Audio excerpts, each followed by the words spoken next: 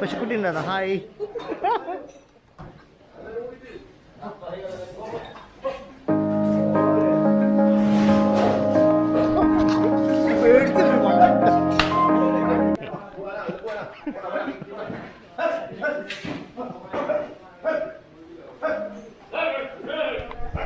ദോശ ചട്നി സാമ്പാർ കൂട്ടിയിട്ട് ചായ കൂട്ടിയിട്ട് ബ്രേക്ക്ഫാസ്റ്റ് കഴിച്ചു. ഇപ്പോൾ ഒരു പറഞ്ഞു ഞങ്ങളത് വിചാരിച്ചെന്ന് ഇവിടെ റൂം വെക്കേറ്റ് ചെയ്തിട്ടാണ് ധനുഷ്കോടിക്ക് പോകുന്നത്. പക്ഷെ അവർ പറഞ്ഞു അല്ല, ധനുഷ്കോടി പോയിട്ട് വന്നിട്ടാണ് റൂം വെക്കേറ്റ് ചെയ്യുന്നു പറഞ്ഞു. അപ്പോൾ ഇനി പോയിട്ട് നമ്മുടെ അത്യാവശ്യം സാധനങ്ങളൊക്കെ ഇപ്പോൾ എൻ്റെ കേബിളും കാര്യങ്ങളൊക്കെ, ക്യാമറയുടെ കേബിളും കാര്യങ്ങളും ഒക്കെ എടുക്കണം. ഇനി പവർ ബാഗൊക്കെ ഒന്നും എടുത്തിട്ടില്ല. അപ്പോൾ അതൊക്കെ പോയിട്ട് ഇനി എടുത്തിട്ട് വേണം വരാനായിട്ട്. അപ്പോൾ അതെടുക്കാൻ വേണ്ടി വീണ്ടും റൂമിലേക്ക് ഞങ്ങൾ പോവാം.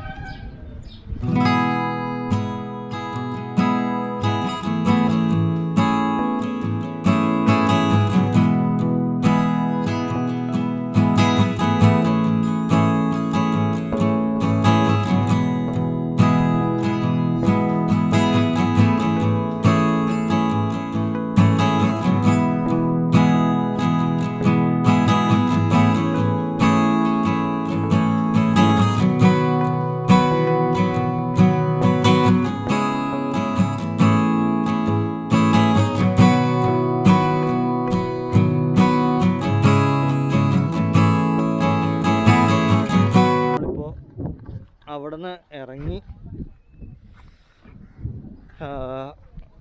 നേരെ ധനുഷ്കോടിക്ക് പോയിക്കൊണ്ടിരിക്കുക. അപ്പം പോകണമെങ്കിൽ 1-2 അമ്പലമുണ്ട്. അമ്പലത്തിൽ കയറിയിട്ട് പോകുമെന്ന് ചോദിച്ചു. അപ്പോൾ എന്നിട്ട് അവരൊക്കെ അമ്പലത്തേക്ക്, ഇപ്പം ഞാൻ സാധാരണ മുണ്ടിട്ടുകൊണ്ട് അമ്പലത്തിൽ കയറാറില്ല, എന്നെ പാൻറ് ഇട്ടുകൊണ്ട് അമ്പലത്തിൽ കയറാറില്ല. എനിക്ക് ഞാൻ മുണ്ടിട്ടുകൊണ്ട് അമ്പലത്തിൽ കയറാറുള്ളൂ.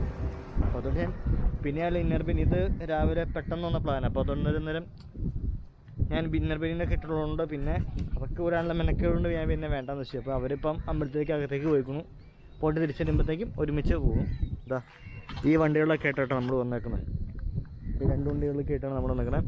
ഇതുപോലത്തെ ചെറിയ ചെറിയ വാനുകളൊക്കെ ഈ രാമേശ്വരം സിറ്റിയിലേക്ക് ഒരു കിടത്തിയിടും. പക്ഷേ ഈ വലിയ ബസ്സൊക്കെ ഇല്ലേ, വലിയ പ്രൈവറ്റ് ബസ്, ടൂറിസ്റ്റ് ബസ്, KSRTCയുടെ അങ്ങനത്തെ ടൈപ്പ് വലിയ RTC ബസ് അങ്ങനത്തെ ഉള്ള വണ്ടികളൊന്നും രാമേശ്വരം സിറ്റിയിലേക്ക് അവർ കിടത്തിയുള്ളൂ. കാരണം അവിടെ തീരെ ചെറിയ സിറ്റി ആയതുകൊണ്ട് തന്നെ ട്രാഫിക്കിന് ബുദ്ധിമുട്ടുണ്ടാകുന്നുള്ളൂ. അപ്പോൾ നമ്മൾ രാമേശ്വരം സിറ്റിക്ക് കയറുന്നതിന് മുമ്പ് നമ്മുടെ വണ്ടി ചവിട്ടി ചെയ്തിട്ട് ഇതുപോലത്തുള്ള മിനി വാനിലാണ് ഞങ്ങൾ കുറച്ച് പേര് കൂട്ടിയിട്ട് വന്നത്. ഒരു 2-3 വാനിലായിട്ട്. അപ്പോൾ അവരിപ്പോൾ കൊണ്ട് കയറിയിരിക്കുകയാണ്. ഞാനങ്ങനെ അമ്പലത്തിൻ്റെ അടുത്തേക്ക് കയറി വന്നിട്ടു. കാരണം ഇവിടെ കുറച്ച് സീനറീസ് ഉണ്ടെന്ന് പറഞ്ഞപ്പോൾ ഒന്നാമത്തെ ഷൂട്ട് ചെയ്തൊക്കെയാണെന്ന് വെച്ചിട്ട് ഞാൻ ഇവിടെ കയറി. ഇതാ അത്രയും സ്റ്റെപ്പ് കയറി ഇതാ ഞാൻ എൻ്റെ അമ്പലത്തിൻ്റെ പുറത്ത് തൊട്ടടുത്ത് നിൽക്കുക. ഇതാണ് അമ്പലം.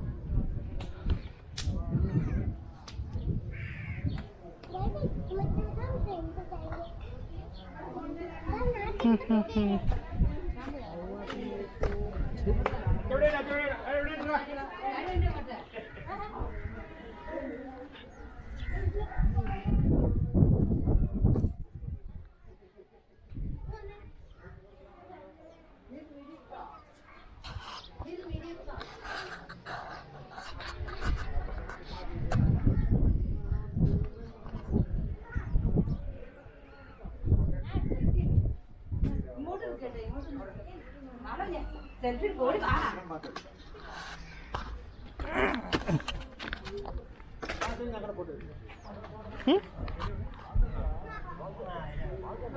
ഒന്ന് വാ ചോദിക്കുക.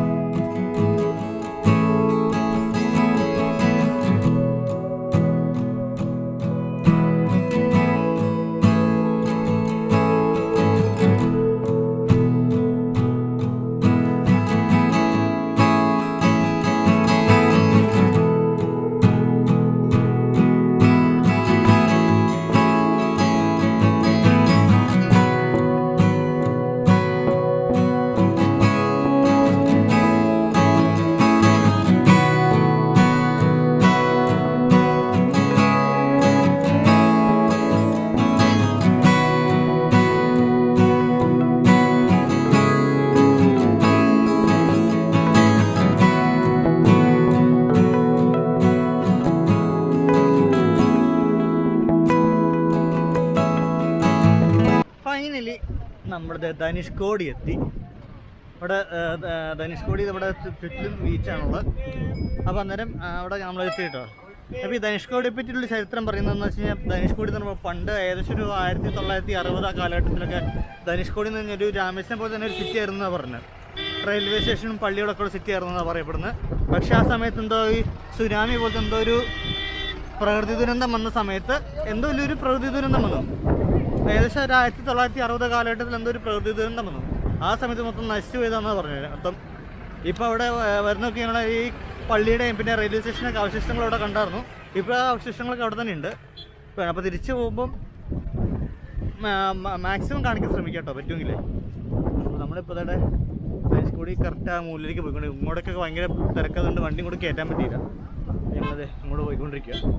വണ്ടിയുടെ ബാക്കിൽ പാർക്ക് ചെയ്ത് ഞങ്ങളിപ്പോൾ നടന്ന് പോയിക്കൊണ്ടിരിക്കുക. തൊട്ടടുത്ത് തന്നെയാണ്. നല്ല വെയിൽ.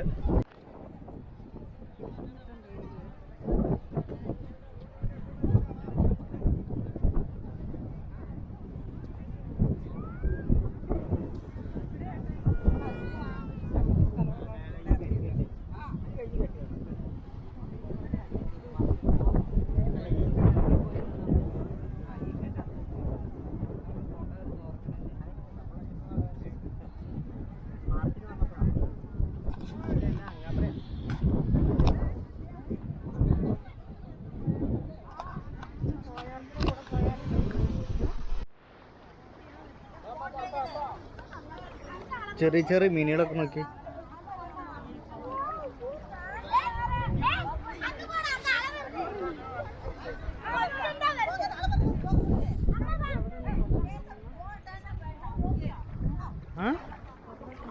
ഇത് തെന്നിയടിച്ച വീട്ടിലെ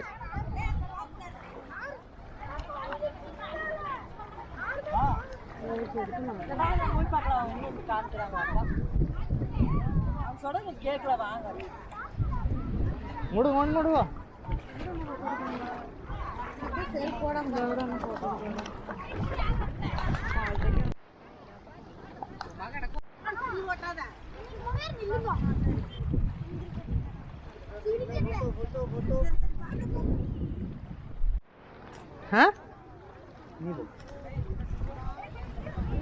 ഇവിടെ ഈ ഭാഗം വരെ ഏട്ടാ നമുക്ക് പോകാൻ പറ്റുള്ളൂ ഇവിടെ. അതുകൊണ്ട് ഇവർ അങ്ങോട്ടേക്കൊന്നും കയറാനേ പറ്റില്ല. അപ്പോൾ അതുകൊണ്ട് ഇവിടെ ബോർഡർ ഇട്ടിട്ടുണ്ട്. പിന്നെ ഇതിൻ്റെ ആ ഭാഗത്തേക്കുണ്ടല്ലോ, ഈ പണ്ടത്തെ ചരിത്രപ്രകാരം പുരാണ ചരിത്രപ്രകാരം രാവണനെ കണ്ട് ലങ്കയ്ക്ക് കൊണ്ടിങ്ങനെ ഈ കല്ലുകൊണ്ട് തന്നെ ഇത് പാതൊരുക്കില്ലേ, അത് ആ ഭാഗത്തോടെ എങ്ങനെയാട്ടോ പോകുന്നത്. അപ്പോൾ അവിടെ ഇപ്പോഴും അവിടെ കുറേ അതിൻ്റെയൊക്കെ അങ്ങോട്ട് പോകുമ്പോൾ കുറച്ചൊക്കെ അവശിഷ്ടങ്ങൾ കാണാൻ പറ്റും. ഇപ്പോൾ അവിടെ അവിടെ ഒരു ദ്വീപുണ്ട്, ചെറിയൊരു ദ്വീപുണ്ട് അവിടെ. അപ്പുറത്തേക്ക് പോകുന്നവരവിടെ വേറെ കുറേ ദ്വീപുകളുണ്ട് ആ പരിസരത്തൊക്കെ ആയിട്ട്. അന്ന് പണ്ട് ഈ പുരാണ കാലഘട്ടത്തിലൊക്കെ ഈ എന്താ പറയുക, പാലം പണിതിൻ്റെ അതിൻ്റെ ഒരു കുറച്ചൊക്കെ അവശിഷ്ടങ്ങൾ ഇപ്പോൾ അവിടെ കാണാൻ പറ്റും. കല്ലൊക്കെ വെച്ചതിൻ്റെ കുറേ അവശിഷ്ടങ്ങളൊക്കെ ഇപ്പോൾ അവിടെ കാണാൻ പറ്റും കേട്ടോ. ആ ഭാഗത്തേക്ക് പോയി കഴിഞ്ഞാൽ വല്ല കപ്പലൊക്കെ ബോട്ടുണ്ടെങ്കിൽ പോയി കഴിഞ്ഞാൽ കാണാനൊക്കെ പറ്റും. അപ്പോൾ നമുക്ക് ഇവിടം വരെയൊക്കെ പോകാൻ പറ്റുള്ളൂ. ഇതിനിടയ്ക്ക് ഞങ്ങൾ കുറച്ച് കപ്പിൾ ഫോട്ടോസൊക്കെ എടുത്തു. പിന്നെ വേറെ ഇതുണ്ടോ, വേറെ ഫോട്ടോസൊക്കെ എടുത്തിട്ടുണ്ടോ, ഒരു 100 രൂപയേ ഉള്ളൂ. 100 രൂപയ്ക്ക് ഫോട്ടോ ഒക്കെ എടുത്തു. പിന്നെ വീട്ടിൽ പോയിട്ട് ഫ്രെയിം ചെയ്ത് വെക്കണം കേട്ടല്ലോ. നല്ല വെയിലവിടെ, ഒരു രക്ഷയില്ല.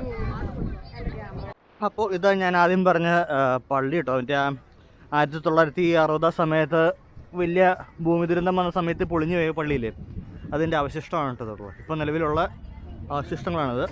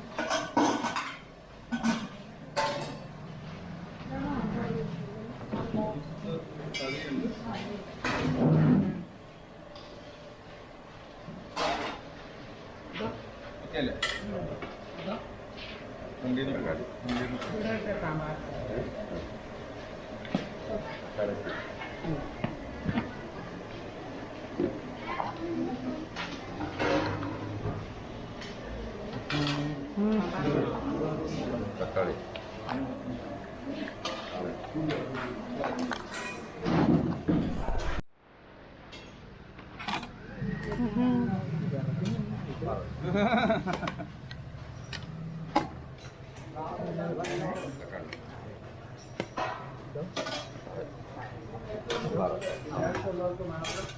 എടുത്തോളൂ ഇട്ടോളൂ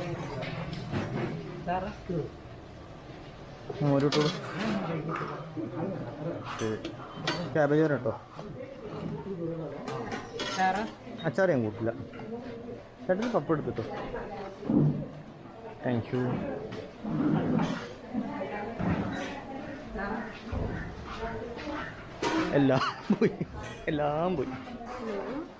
എല്ലാം പോയി അപ്പോൾ എല്ലാ കാഴ്ചകളും കണ്ടിറങ്ങിയിട്ട് ഞങ്ങളിപ്പോൾ ഞങ്ങളിപ്പോൾ റൂം വെക്കേറ്റ് ചെയ്യാൻ പോകും കേട്ടോ. റൂം എന്ന് വെച്ചാൽ ഇതിപ്പോൾ ഞങ്ങളുടെ റൂമല്ല, ഞങ്ങൾ അവർ പറഞ്ഞിട്ട് രാവിലെ തന്നെ റൂമെല്ലാം ഞങ്ങളുടെ ഫ്ലോർ ഫുൾ വെക്കേറ്റ് ചെയ്യാൻ പറഞ്ഞപ്പോൾ ഞങ്ങൾ ഫ്ലോർ ഫുൾ വെക്കേറ്റ് ചെയ്തിട്ട് പുറത്തേക്ക് ഇറങ്ങിയായിരുന്നു. അപ്പോൾ വേറെ റൂമുകളിലായിട്ട് ലഗേജ് വെച്ചേക്കുവാണ്. അപ്പോൾ അതെല്ലാം പാക്ക് ചെയ്ത് പോകണം. പിന്നെ ഇവിടെ നേരെ വിട്ട കൊടൈക്കനാൽ.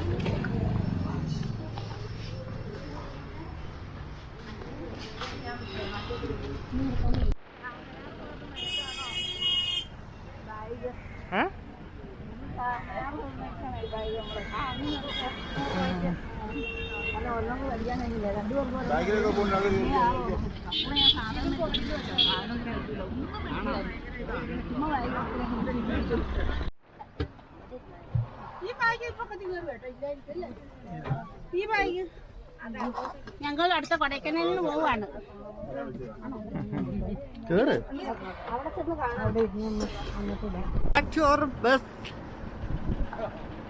രാമേശ്വരം ടൗണിൽ നിന്ന് പുറത്തേക്ക് ഇറങ്ങിയത് നമ്മുടെ പഴയ ബസ്സിലേക്ക് തന്നെ തിരിച്ച് കയറി ലഗേജൊക്കെ അകത്ത് കയറ്റി വെച്ചു. ഇനി നമ്മൾ നേരെ പോകുന്നു കൊടൈക്കനാലിലേക്ക്.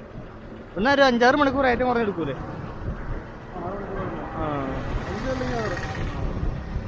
അപ്പം അങ്ങനെ ഒരു രാത്രി ഒരു 8 മണി 9 മണിയാവും എത്തുമ്പോഴത്തേക്കും.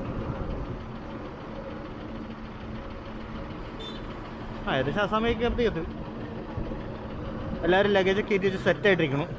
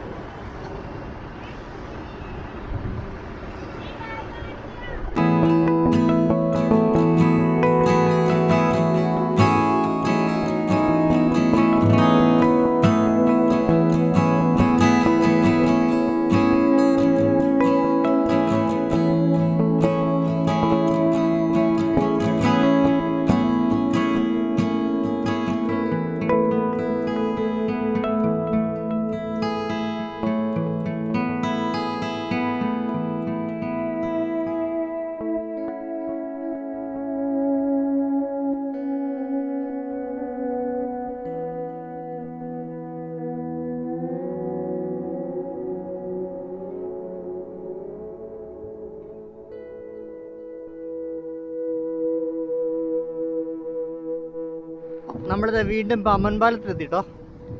ജസ്റ്റ് ഒന്ന് വണ്ടി നിർത്തിവിടുന്ന ഒരു പ്രത്യേകം പറഞ്ഞിട്ടുണ്ട്. അതിൽ സ്റ്റോപ്പ് ചെയ്യാൻ പറ്റില്ല. അതെ, ഇതാണ് ഈ കപ്പൽ വരുമ്പോൾ കപ്പലിന് വേണ്ടിയിട്ട് തുറന്നു കൊടുക്കുന്ന ഈ റെയിൽവേ ട്രാക്കാണത്.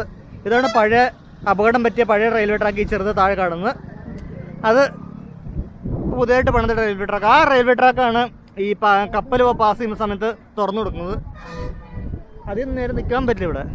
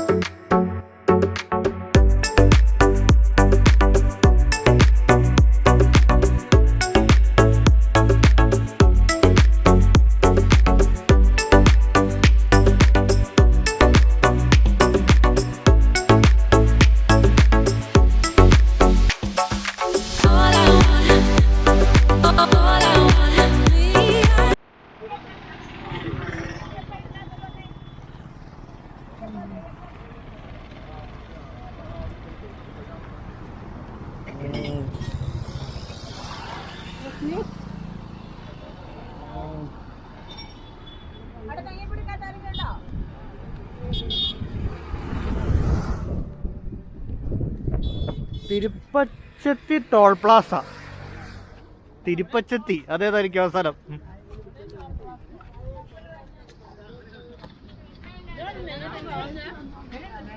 വിജേട്ടാ ഒരു ക്ലാസ്സിന് പോകട്ടെ.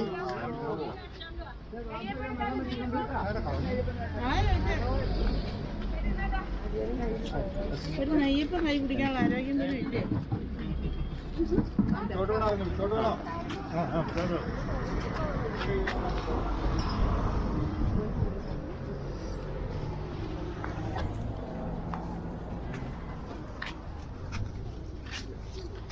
കാണിക്കൂ, അല്ലെങ്കിൽ എനിക്ക് ക്യാമറക്കിട്ട് പണി കിട്ടും.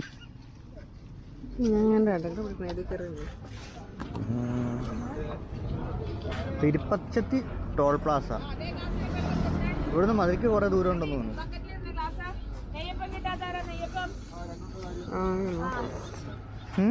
വേണ്ട, എനിക്ക് വേണ്ട, എനിക്ക് വേണ്ട, എനിക്ക് വേണ്ട.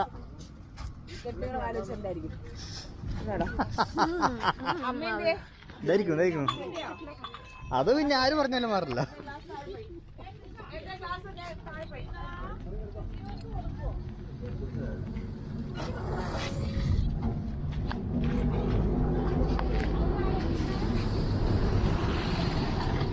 തിരുപ്പച്ചത്തി ടോൾ പ്ലാസ. അപ്പൊ സ്ഥലത്തിന്റെ പേര് തിരുപ്പച്ചത്തി എന്നായിരിക്കൂലേ?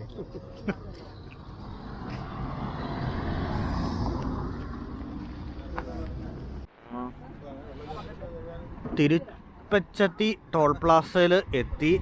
വൈകുന്നേരം ഏകദേശം ഇപ്പോൾ ഒരു 5 മണി കഴിഞ്ഞു. ടൈം എത്രേ? 5:30. അപ്പോൾ നമ്മളവിടെ എത്തിയിട്ട് ചായ കുടിക്കാൻ വേണ്ടിയിട്ട് വണ്ടി ഇവിടെ ചവിട്ടി നിർത്തി. കുറച്ച് നേരം അത്യാവശ്യക്കാർ ഈ ടോൾ പ്ലാസിലെ ടോയ്ലറ്റിലേക്ക് പോയേക്കുവാണ്. അവിടെ ആയിട്ട് ടോയ്ലറ്റ് ഉണ്ട്. അപ്പോൾ അവിടെ പോയിക്കണം. അപ്പോൾ ഒന്ന് റിലാക്സ് ചെയ്യാൻ വേണ്ടിയിട്ട് ഒന്ന് ചായ കുടിക്കേണ്ടത് വണ്ടി ഒന്ന് ചവിട്ടി നിർത്തി. ഇനിയും ഉണ്ടാവും കുറേ ദൂരം, ഒരു 3-3.5 മണിക്കൂർ യാത്ര ഹൈവേയിൽ കൂടെ ചെയ്യാനുണ്ട്. ഇനിയും എന്നാലേ വണ്ടി എത്തുള്ളൂ.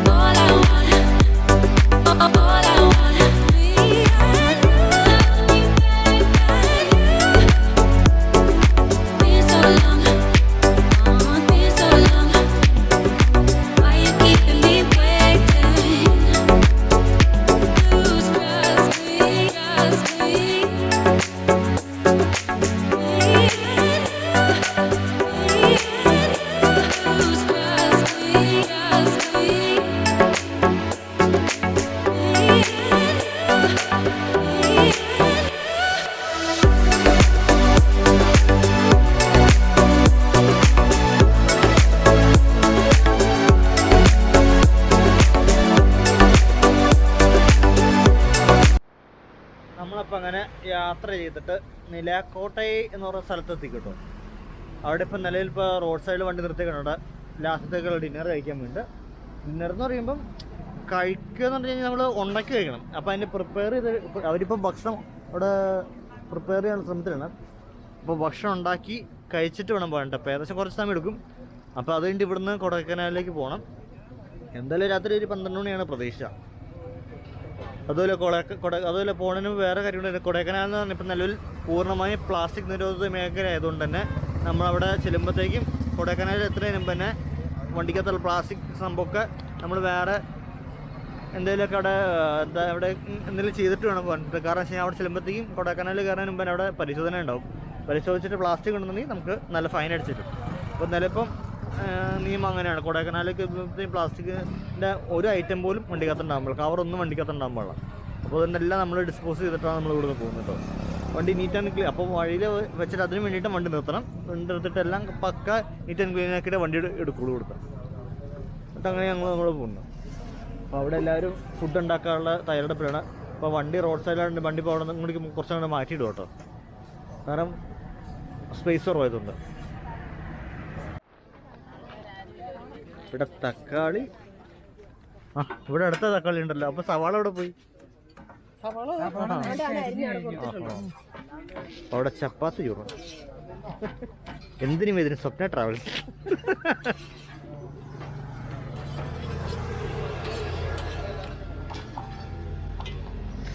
ഫുഡ് ഉണ്ടാക്കിയേ കൊടുക്കുള്ളൂ, പുറത്തുനിന്ന് റെഡിമെയ്ഡ് മേടിക്കുകയില്ല.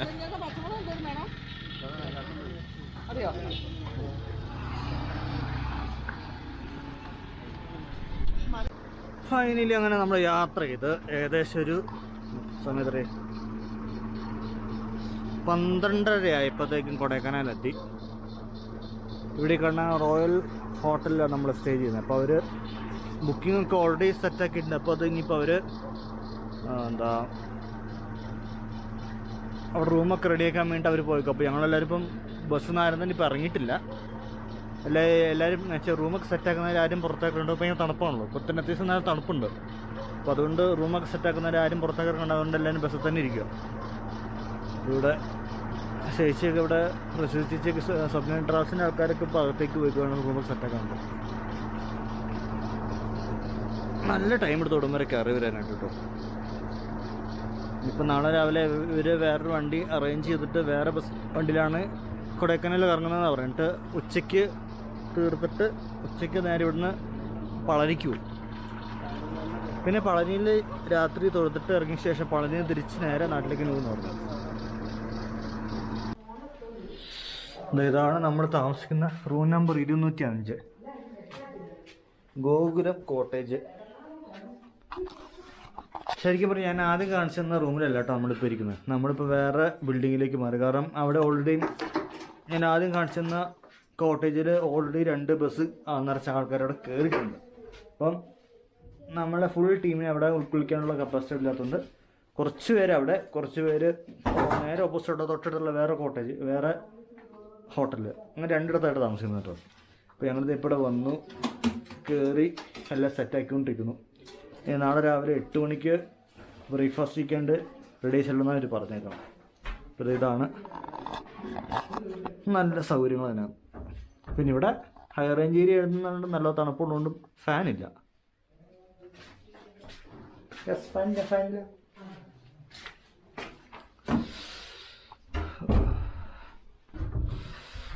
ഇവിടെ ലഗേജൊക്കെ നമ്മുടെ സ്പേസൊക്കെ ഉണ്ട്.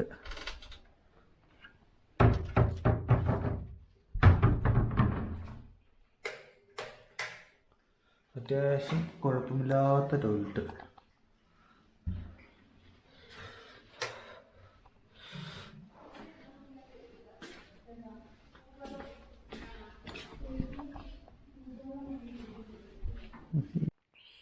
അപ്പോൾ ഞങ്ങളെല്ലാവരും യാത്ര ചെയ്ത് ടയേർഡായതുകൊണ്ട് കയറി കിടന്നുറങ്ങാൻ പോകട്ടോ. അപ്പോൾ ഇന്നത്തെ എപ്പിസോഡോടെ വൈൻഡപ്പ് ചെയ്യാണ്. അപ്പോൾ നാളെ കൊടൈക്കനാലത്തെയും കാഴ്ചകളുമായിട്ട് പഴയത്തെ കാഴ്ചകൾ ഇടരും. അപ്പോൾ ഗുഡ് ബൈ, ഗുഡ് നൈറ്റ്.